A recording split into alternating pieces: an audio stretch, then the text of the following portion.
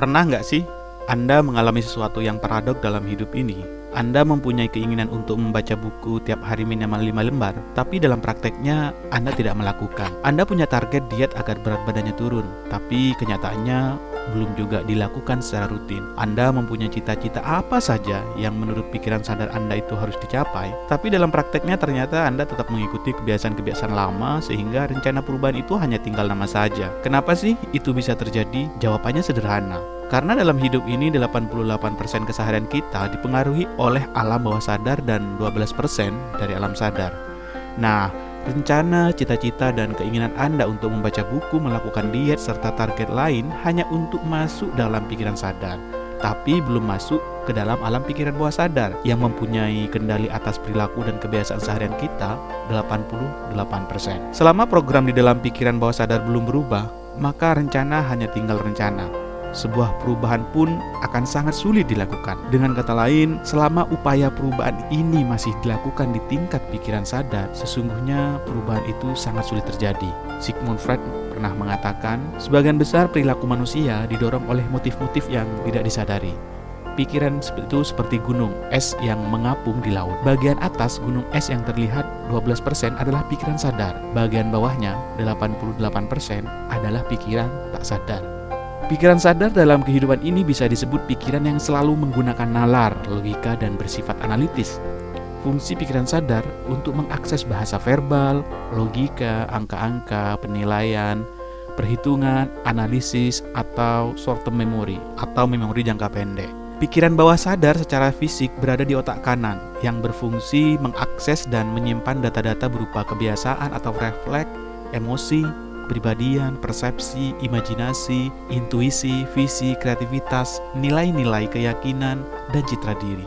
Nah, pikiran bawah sadar adalah proses mental yang bersifat otomatis sehingga Anda tidak menyadari, serta bersifat long term memory atau memori jangka panjang. Pikiran bawah sadar bersifat netral sehingga tidak bisa membedakan antara realitas dan imajinasi. Pikiran bawah sadar juga tidak bisa membedakan data negatif apapun itu data positif. Jika pikiran bawah sadar bisa membedakan mana informasi positif dan mana negatif, tiap manusia pasti tidak akan pernah memiliki kenangan buruk dalam kehidupannya.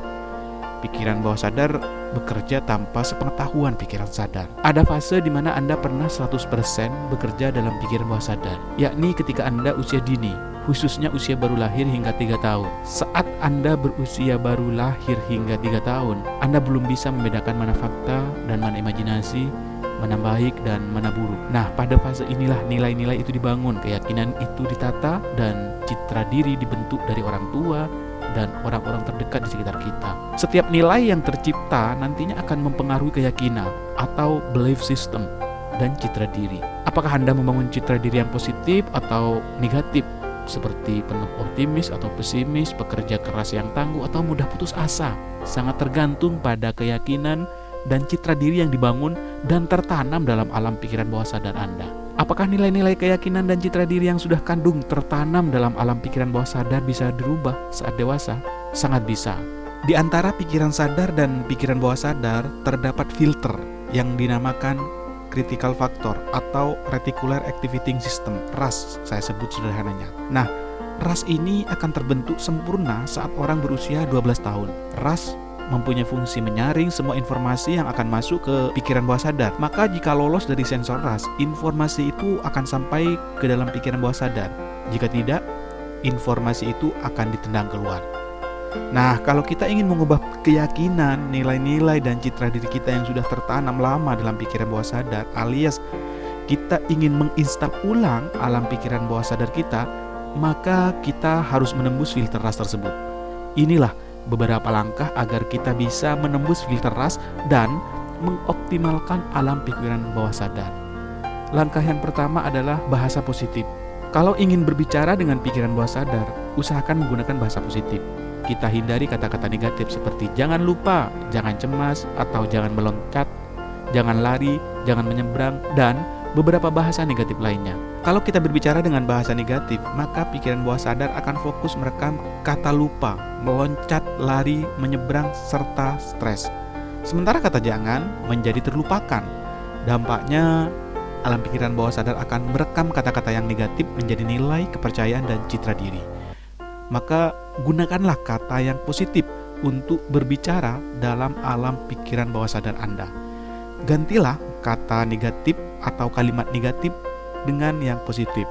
Seperti saya bisa mengingatnya, kerjakanlah dengan relax, serta kata positif lainnya. Langkah kedua, menggunakan kalimat saat ini. Pikiran bawah sadar lebih menghendaki sesuatu yang bersifat saat ini. Seperti saya sekarang akan mencuci, atau saya mau belajar sekarang, ketimbang saya akan mencuci besok. Kalimat besok, aku akan mencuci, ini adalah bahasa yang kurang baik bagi pikiran bawah sadar. Pikiran bawah sadar cenderung merekam kata besok, sementara besok kata yang tak ada batasnya. Bisa besok hari, bisa lusa, dan seterusnya. Itulah yang sering mengakibatkan rencana-rencana kita itu banyak tertunda. Pikiran bawah sadar menuntut kata dan kalimat saat ini. Kerjakanlah sebisanya, yang penting dimulai saat ini. Lebih baik bertindak walaupun sedikit daripada tenggelam dalam angan-angan ingin bertindak banyak, kan? Terus langkah yang ketiga, bersifat pribadi. Istilah untuk pikiran bawah sadar adalah saya atau aku, atau juga bisa dengan sebutan nama secara gamblang. Pikiran bawah sadar tak menghendaki kata kamu atau Anda. Kalau kita ingin berbicara dengan pikiran bawah sadar, berbicaralah atas nama pribadi secara gamblang. Saya bisa menggambar. Itulah salah satu contoh kalimat yang dapat digunakan untuk berbicara dengan pikiran bawah sadar Anda. Langkah yang selanjutnya, yang poin yang keempat adalah pengulangan. Nah, pikiran bawah sadar membutuhkan pengulangan. Bukan berarti pikiran bawah sadar tidak bisa mendengar ya, tetapi dalam keadaan sadar. Kalau kita ingin berbicara pada pikiran bawah sadar, butuh pengulangan. Kalau kita selalu melakukan pengulangan demi pengulangan, maka pikiran bawah sadar kita akan lebih cepat untuk menangkapnya. Apakah Anda pernah mendengar Jerry Seinfeld, seorang pelawak dan artis terkenal dari Amerika? Jerry Seinfeld terkenal dengan terminologi yang ia sebut dengan "don't break the chains" atau jangan putuskan rantai. Konon, Jerry pernah ditanya oleh seorang yang ingin menjadi pelawak, bagaimana caranya supaya saya juga bisa menjadi seorang pelawak hebat seperti Anda? Maka Jerry menjawab, jika Anda sudah ingin, itu artinya Anda sudah punya tujuan. Yang pertama Anda lakukan adalah tetapkan tujuannya, apa yang ingin Anda capai. Kemudian catat pada kalender hari dan tanggal di mana Anda ingin mencapai tujuan tersebut. Di setiap hari Anda hanya perlu membuat satu humor dan satu lelucon, dan tulislah di tanggalan tersebut. Besok hari dan lusa Anda terus melakukan itu hingga Anda mempunyai ribuan humor dan lelucon. Kuncinya adalah terus konsisten, atau dalam bahasa Jerry, jangan putuskan rantainya. Langkah yang kelima adalah perasaan. Perasaan adalah bahasa yang paling ampuh untuk menyapa pikiran bawah sadar. Bukankah kalau kita melakukan sesuatu dengan penuh perasaan, bekas ingatannya akan cukup kuat?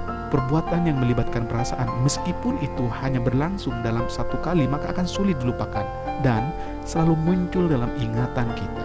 Itu karena terekam dengan kuat di pikiran alam bawah sadar kita, baik itu berupa sesuatu yang negatif ataupun yang positif. Itulah beberapa langkah untuk mengoptimalkan pikiran bawah sadar kita. Semoga dengan ini kita mampu mengoptimalkan pikiran bawah sadar sehingga kita menjadi pribadi yang optimis dalam setiap melakukan apapun dan bisa mencapai tujuan hidup. William James pernah mengatakan, penemuan terbesar dalam generasi saya adalah kesimpulan bahwa manusia dapat mengubah hidupnya hanya dengan mengubah sikap berpikirnya.